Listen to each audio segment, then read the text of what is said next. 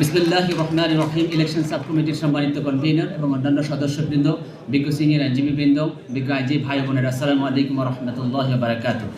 আমি Mohammad Mahmudul Hasan, supreme court bar association নির্বাচনের member candidate. আমার ব্যালট নাম্বার 8।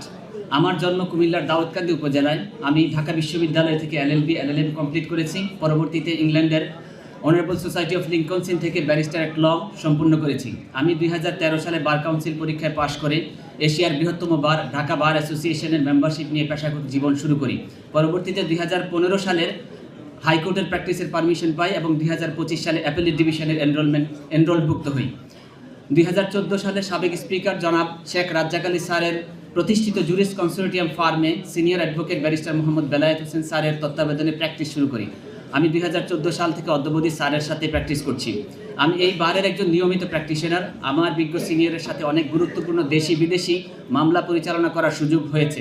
আমাকে যদি আপনারা ভোট দিয়ে বিজয়ী করেন, তাহলে নবীন আইনজীবীদের জন্য বিশেষায়িত প্রশিক্ষণের ব্যবস্থা করুন, সুপ্রিম কোর্ট লাইব্রেরিতে নতুন বই সংযোজন, লাইব্রেরিতে লেক্সিস নেক্সিস সহ আন্তর্জাতিক মানের অনলাইন রিসোর্সেস সাবস্ক্রাইব করা এবং বিজ্ঞ নারী আইনজীবীদের কমন রুম এবং ডে কেয়ারের ফেসিলিটি আরও বাড়ানো, বারে গণহারে ভবঘুরে সাধারণ মানুষের প্রবেশের ক্ষেত্রে নিরবিচ্ছিন্ন সিকিউরিটি এনশিওর করা এবং কিউবিকেলস সমস্যা সমাধানের নিমিত্তে ভবন নির্মাণের উদ্যোগকে ত্বরান্বিত করার চেষ্টা করবো ইনশাআল্লাহ।